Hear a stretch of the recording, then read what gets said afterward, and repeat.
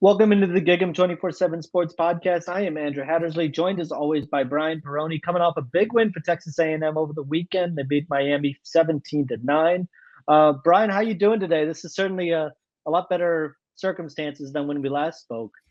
Oh, for sure. I mean, all these games keep ending at like midnight, but yeah, it was much better to cover this time around than after that Appalachian State game. So, um, and I think obviously the game. We'll talk about this obviously, but the game, didn't go exactly the way that fans would have hoped. The win, but at this point of the year, a win is a win, and you want momentum going into this next bit of schedule. So A&M fans should be pretty optimistic, I think, at this point. And then we'll get into, some of the recruiting fallout too. I mean, they did all that in front of a ton of recruits, a third biggest crowd in college field history. So big weekend altogether. And I mean, it went well.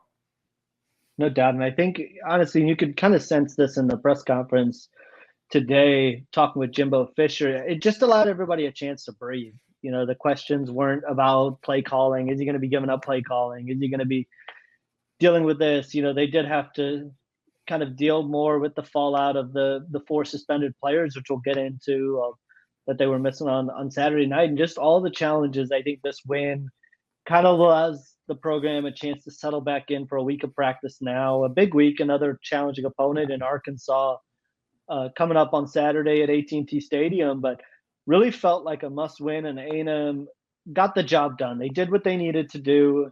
It wasn't pretty. There's still things that they need to work on. Jimbo Fisher certainly talked about that today, but it buys you another week and gives you a chance to keep growing. Yeah, for sure. I mean, last week was just sort of a perfect storm at A&M, coming off a loss to an Appalachian State team. You lose college game day. Not only do you lose college game day, it goes to Boone, North Carolina, to the team that beat you. You have all this off the field stuff. Then you have the four freshmen suspended, and you're just like, what is, you have a quarterback change that, who knows, was he pressured into making that just because, the fans were, who knows, if they really thought it, but it worked out. I mean, the offense wasn't high powered or anything, but did look better under Max Johnson. So yeah, you do, if there would have been a loss, it would have been bad, because you would have had two in a row sitting at 1-2 headed into this stretch on the road. So yeah, it was huge. And I mean, you mentioned the questions weren't about play calling and stuff like that. Well, let's say A&M wins a couple more in a row. They will be, if the offense keeps looking like this. It's like, yeah, Yeah. you can ask, things are much better than they were a week ago. But if the offense still remains stagnant, people are joking on Twitter how they want to see A&M play Iowa, just because neither team Yeah. can seem to do anything with the ball. So yeah, if the offense keeps looking like that, I mean, he will continue to be asked about play calling and hiring OC. I think we saw somebody started a thread on the board on Sunday, I believe, saying, "Hey, is it possible to win out and also get an offensive coordinator?" I'm like, that's it's like sad when you got to pick one or the two to root for if you think that Jimbo should bring in a play caller. But no, I think it is actually possible to win out and say, hey, maybe bring somebody in is a lot more involved in calling plays. No doubt, because you can kind of sit back in the off season and say, okay, we got our 9-10 win season, and now where do we go from here as we try to take that next step if you're the coaching staff towards a playoff push. And even today, Jimbo Fisher talked about being close in a lot of areas and feeling like they were close on making big plays. I don't think fans really want to hear that side of things. They just want to see the big plays at this point and kind of see that downfield passing game. You mentioned Max Johnson, and he did get the start on Saturday night against Miami. The stat line's not probably going to blow you away. 10 of 20 for 140 yards and a touchdown. He also had a couple scrambles for 24 yards. No, he had one touchdown and no turnovers, which I think is the key stat line for the night. For me, just watching the game and seeing the differences between the two. I don't know what you thought. I just thought there was more poise to the offense. It just looked more in control. It looked like a guy who's had a chance to run an offense and go through Yeah. an SEC slate. It wasn't perfect, but that's just the sense that I got kind of watching him. Yeah, it's sort of hard to separate, all of the issues that had changed because you also had Bryce Foster in there for the Yep. first time, which the run game again was not, perfect, but a chain came close to 100 yards, had some nice runs. So the run game got going, and so that opened up the passing game as well. So it's hard to really separate all that. But yeah, just the first drive. I mean, when they went down and got down in the red zone, I mean, I know it stalled and they had to settle for a field goal, but the first drive alone showed it was a different looking offense. I mean, he sat back and yeah, he took 3 sacks in that first half, but he sat back, wasn't getting rid of the ball right away, was looking for guys open, and he was finding pretty much Anaya Smith. I mean, they were missing, Evan Stewart, and then, really there just aren't a ton of other game breakers on the roster. He did get Donovan Green on that first drive. I think that really was the only time that they involved the tight end, though. They need to get the tight end involved. But yeah, the offense just looked better. It seemed like he had a better, command of it. And maybe, going along, once he'll have the receivers back this week. He'll have Evan Stewart and Chris Marshall back, which will be big. So just, maybe going along throughout the year, you're going to see improvements. And it just, at least gave fans a little bit of hope after. That offense against Appalachian State was just, it was just lackluster. And it just really, there were no signs of life to give, any kind of optimism. Whereas I think at least the first drive last week or this weekend showed optimism.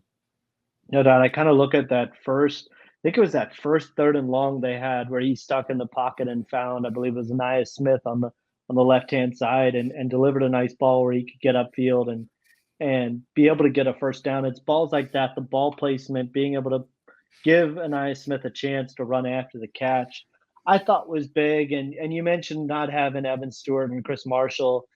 They just don't have a lot of guys who create separation, and that was the part for me that made it tough sledding in the passing game. Was there's just not a lot of open guys. Some of those underneath routes that Evan Stewart was so open on, I kept thinking, man, if Evan Stewart was in this game and they could kind of give him Yeah. a chance to run after the catch, it would make a huge difference. But otherwise, Chase Lane and guys like that have a veteran presence, but they just don't create a lot of separation. And on some of those throws, there's just not a ton of passing lanes. And you're right. I thought the offensive line was better at times. Struggled to protect a little bit in the second half as well. It got some things going in the running game, though, certainly with Devon Achane, and especially on that right side of the offensive line. It just didn't feel like Max Johnson had a lot of time to find guys and be able to go deep. And looking ahead to Arkansas, everybody brought up the fact that Arkansas is the last ranked pass defense, and some of the big plays that they've given up from 20 and 40 yards. A&M's going to need to protect better to be able to take advantage of that, and to Yeah. be able to find guys downfield. Otherwise, it's not going to matter. And so heading into SEC play, that's one of the big things I kind of look at is between this week and next week, being able to continue giving more time on the along the offensive line. I think both fronts still need to get better as well. Oh yeah. Switching gears to the defensive side. No touchdowns, hold Miami to just 9 points, but still gave up 175 yards on the ground and 4.9 yards per pop. And they still can do a little bit better winning that line of scrimmage battle. Oh no, for sure. I liked what I saw from Shamar Stewart. I know, against his Yeah. hometown team, a true freshman. LT Overton had some nice plays, and then Albert Regis. Fans, I think he's probably the lowest rated defensive tackle on the team. And as far as recruiting rankings, he's definitely the shortest one. The least physically imposing, and yet he's out there. He blocks the kick. He had a tip pass. It was just sort of just all over the place. So, you got guys like him, but yeah, you really need Walter Nolan back, McKinley Jackson back. The one stat I did see, I think A&M leads the country in fewest missed tackles. A&M's only missed 2 tackles all year in 3 games. All right. So Insane. I've been watching A&M since, early 90s, maybe late 80s. And yeah, the Wrecking Crew, for a few years was really, really good. But outside of that, I've seen a lot of missed tackles from Texas A&M over the years, no matter who the coach was. R.C. Slocum, Dennis Franchione, Sherman, Mike Sherman, Kevin Sumlin, Jimbo Fisher. I've seen a lot of missed tackles. The fact they only have 2 all season, I started thinking about it. I was like, yeah, these guys sometimes they are getting, yards after the catch, or they're hitting the edge on runs and again after. But yeah, they're at least breaking down and making that tackles. Maybe sometimes making the tackle a little too well, like Damani Richardson. I know that fans are up in arms over that. I mean, technically, it did fall into the, Technically. but man, that was a big hit. I made a joke on Twitter that I thought I woke the neighbor's kids up, but it was pretty loud. I mean, I was it was just, that was a good hit. But I mean, yeah, these guys are doing that, and that's really key in the SEC. You can't miss tackles. You've got to stop the guy when at first contact. So that's pretty telling to me. And that play with Damani Richardson's so tough. I was having a conversation with a Texas A&M friend as well, and one of the things he asked, and it's a very good question that I think a lot of people ask, is how are you supposed to teach people to tackle in such a fast moving game? I mean, that was a great hit, and it's just tough because it's the body sometimes changes, the angle changes a little bit, and the game's just moving so fast, and so that's what makes plays like that so tough. I get the point of the rule, and certainly once they started showing the crown hitting the helmet, it made sense. But it's just such a tough call, and Oh, for sure. it came at probably the worst time it could possibly come for A&M. We mentioned the four guys suspended. Two of them were in the defensive backfield, and Denver Harris and Smoke Bowie, and so you're now without Denver Harris, you're without Smoke Bowie, you're without Brian George, without Damani Richardson, and then late in the game you lose Antonio Johnson, and that defensive backfield was just not. There weren't a lot of bodies back there. Jared Kerr stepped up in a big way. Can we talk about Bryce Anderson? Right, I was about to say. Oh my goodness! But big shout outs go to Jalen Jones and Bryce Anderson, who stepped up in I thought a big way, and especially Bryce Anderson stepping up in a huge moment as a true freshman. And the way that he played was outstanding. And so, I mean, he had eight tackles. Jalen Jones had nine tackles. Both of them had career highs. Obviously, it's only the third game for Bryce, but he hadn't seen a ton of action in the first two games outside of special teams. So, just throw him in there to the fire. Oh, I mean, he did great. I mean, I think you're going to see him. He made it hard to keep him out of the lineup when all those guys are back.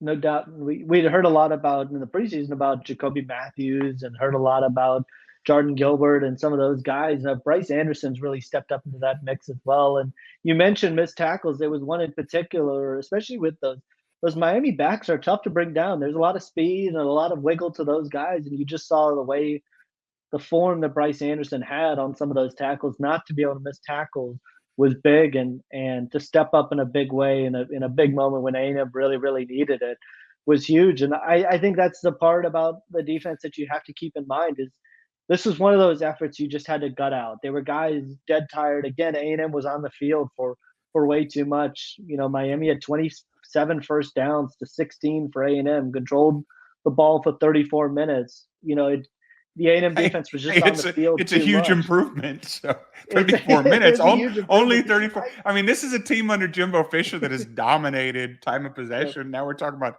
only 34 to 26. That's not bad at all. Yeah, I did see the 50 plus plays. And they still ran 77 plays. I didn't realize that 77 plays, but 52 to 30. They only had 38 last week. So the offense, man, they got 52. And that 16 play drive late in the game, into the fourth quarter was just really, really taxing. And that's where you could see this defense start to kind of wear down. Tyreek Chappelle had to go off with what looked like cramps, and it's.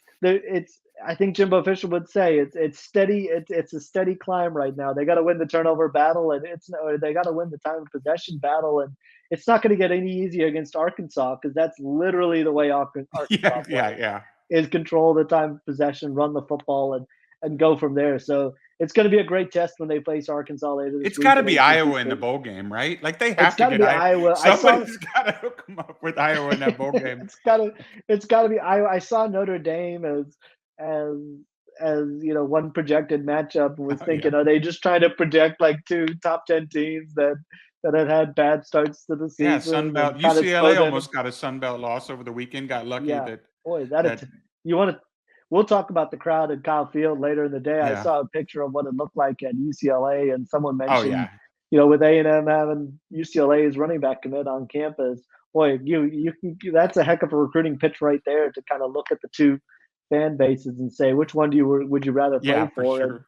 and it shouldn't be a hard question. So, it's going to be a good test for A&M now as they kind of get into SEC play. The gauntlet gets started. It starts with Arkansas, road game at Mississippi State, road game at Alabama, and road game at South Carolina. We're going to find a lot out about A&M over the This next 5-6 weeks, and The South Carolina until game they get. does not seem as tough as when we were talking a couple weeks Yeah. ago. Now, I Oh don't boy. want to say I mean, Spencer Rattler's a good player, and they have some good Yeah. players on offense, but they have, I mean, just to be They have kind, they have issues. not been good. So, you know, that's everybody expected them to be. I mean, I think they were either ranked or at least close to being ranked to start the year, so it was expected to be a pretty tough game. And they're always going to play A&M pretty well, but I mean, it's Yeah. at least you can breathe a little bit. And then watching Mississippi State's offense struggle in a loss to LSU over the weekend. Once again, you never want to take Mike Leach, for granted or say, hey, that's a win. But it seems like this stretch has gotten a little bit easier. Even Arkansas losing to I was about to say Missouri State, Arkansas. they had to score 21 points in the fourth quarter to beat Yep. Missouri State. Oh man, if they would have lost to Petrino, that'd be like Sumlin bringing Arizona to A&M and winning at A&M. It's just like Boy. it would have been unacceptable. So. Yeah, it's one of those tricky things when you bring back a former coach like that. You knew they were going to bring out every stop, and I was even talking with a friend about what if would you rather have Arkansas coming off a loss to Missouri State, kind of in the same realm as A&M coming in fired up, or would you rather have them squeak by and still have issues? And so, looking at that score, that's when I was keeping it in. UTSA was up 17-7 on Texas, and we Yeah. know, there were members of the Texas coaching staff that were certainly looking to kind of prey off the A&M Appalachian State loss, and was kind of thinking to myself, well, kind of got caught looking ahead a little bit from UTSA, who came in and had all the stops pulled out in the first half as well, but they Oh, ended up Jeff coming out in the Traylor is a second half. heck of a coach down there, man. And I Heck of like a sort of the coach. swagger. Did you see they had their uniform reveal? They did it on Texas campus. Like they Yep, they filmed sure it all did. in Austin. Like, if Miami would have done that, like in their uniforms, like standing next to like the E. King Gill statue or whatever at Kyle Field, Oof. fans would have just. I love it. Like, I love the pettiness of college football. Would have It's great. Like there's nothing like it. So I like how they did it. Would have absolutely, and you even talk about pettiness.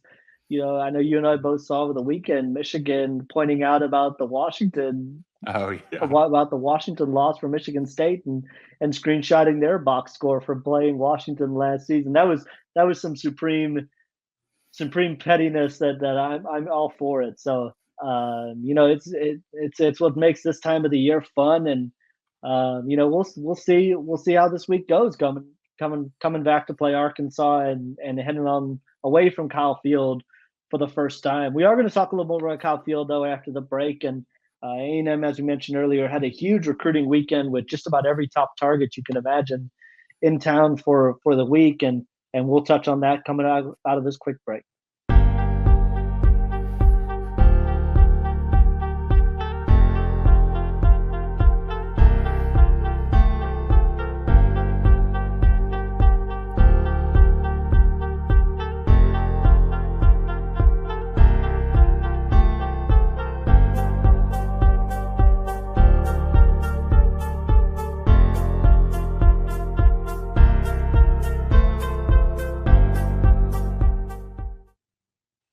Welcome back into the Gig'em 24/7 Sports Podcast. I am Andrew Hattersley, joined again by Brian Perroni. Brian, it was a huge weekend on the recruiting trail for A&M. Just about every top target you can imagine, from Jeremiah Love to Peyton Bowen, Jalen Brown. David Hicks came back on the campus, which I'm sure the A&M staff was certainly glad about. What sort of impact do you think a game like this can have on recruiting for A&M? There was obviously so much talk during the week about it. Well, I mean, I think everybody remembers the Alabama game last year and how loud Mhm. Kyle Field was, getting the win there, and then the momentum that came from that when they had a ton of people. I mean, this can be like that. Yeah, the win wasn't, quite as impressive as, when they were just able to sort of move the ball at will against Alabama last year, but it was a win. It was against a top 15 team. Crazy loud crowd, third biggest crowd in Kyle Field history. And I mean, you could hear it on the TV. You could hear it. I mean, people were raving about that. So I think it's big. I mean, one person it definitely had to have had a big notice was Roderick Robinson. We talked before the break about the UCLA commit. Running back from San Diego. He was on campus. He was with his coach, his offensive coordinator, his former A&M wide receiver Carter. Sorry, he's who's from Jason Carter from Caldwell. He's the OC there, so he was back in College Station with Roderick. He had probably told him, "Hey, it's going to be loud," but I don't think you really can prepare somebody for that, especially as we were talking, a kid that's committed to UCLA and has been to the Rose Bowl and seen, people sitting on their hands. They're all 20,000 of them. So yeah, I mean, I think it's going to have a big.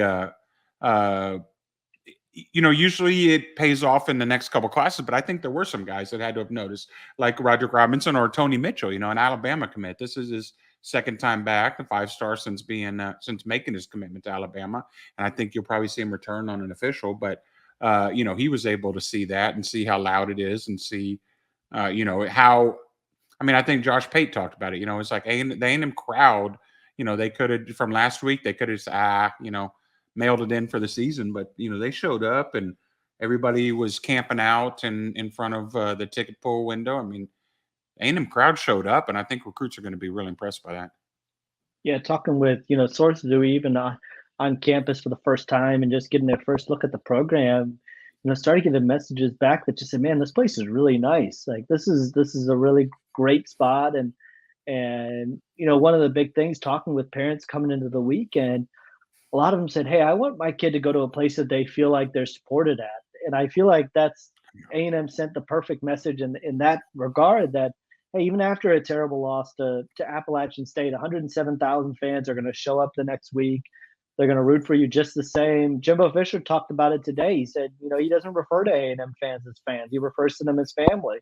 And so they stick in your corner and they're there regardless, just like family is through the tough times and the good times. And you can imagine if he's making that comment in a press conference, that is 100% the message. Yeah. Everything he might have used those words a few times. So yeah, he's got that phrase might have been used a couple times. And I even look at a guy like Peyton Bowen, who, I talked to him before the Appalachian State game, and we were talking about the 19 freshmen that played, and he said, it kind of backs up the message that the A&M staff has that, you have a chance to come in and play as a freshman if you do everything you need to do. And I think to see a guy like Bryce Anderson, like we talked about, and some of those young players come in and be able to contribute right away, it helps solidify that message. And I think that's the big thing to take away from this weekend. And the crowd just really, really helps in that regard as well. Kind of leave that last message heading into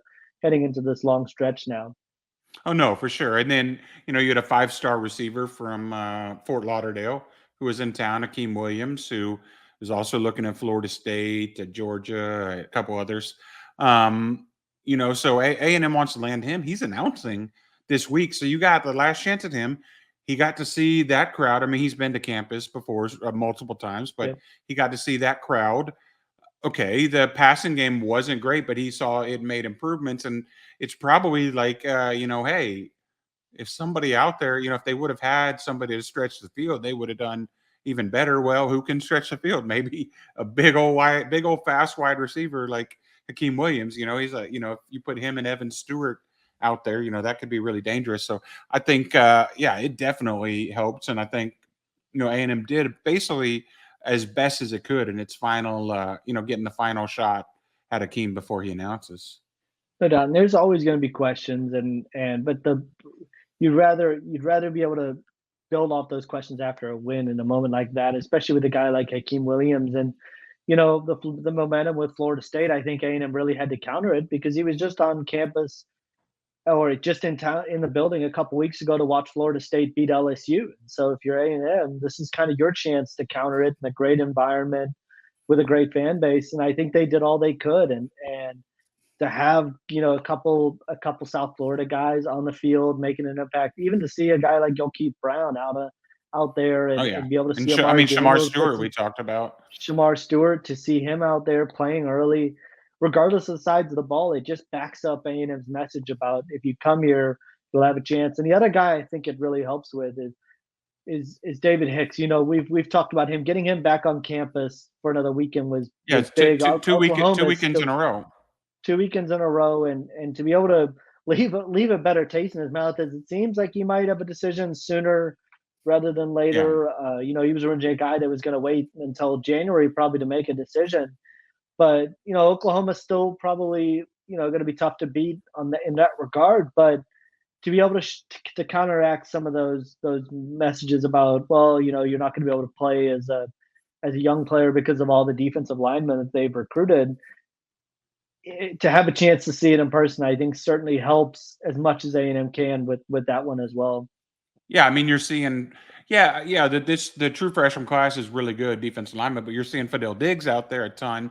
You're seeing Albert Regis out there a ton. You're seeing Isaiah Rakes out there a ton. I mean, there are other linemen that are playing, and so they're playing time. If you show up and you perform, playing time's available. So yeah, I think with Hicks though, maybe if you see him delay it a bit, maybe if he goes back to Yep. his original, announcing time. I think even if he commits, A&M's going. I don't think they will keep working on him. Yeah. Will he keep listening? I'm sure he'll at least be in contact still. But even if he commits to Oklahoma in October, but yeah, I think best case scenario would be, hey, he waits. He just said, hey, A&M's got a little more, to offer. A little better landing spot than I thought.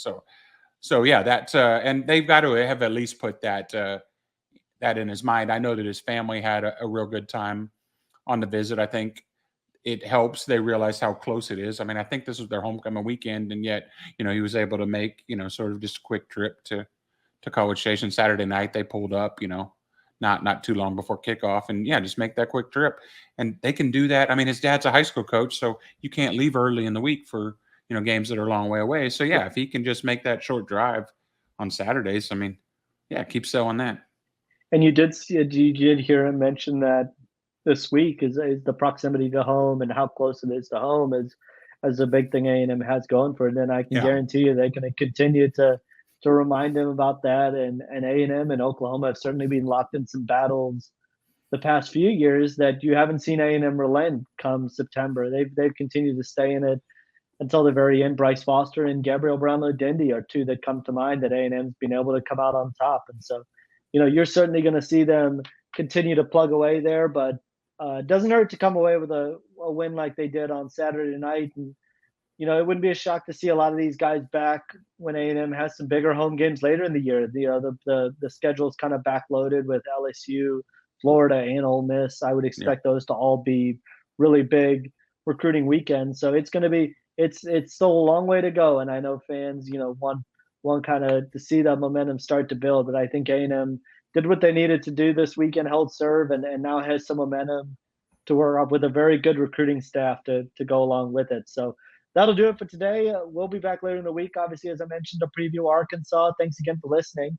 And be sure to give us a 5-star review if you listen on the Apple Podcasts, and hit subscribe on that YouTube button as well to get a notification every time a new video drops. But until next time, have a great start to the week. And Brian, we'll be back next week again to kind of look back at that Arkansas game, and Yeah. and I'm sure there'll be a lot to discuss.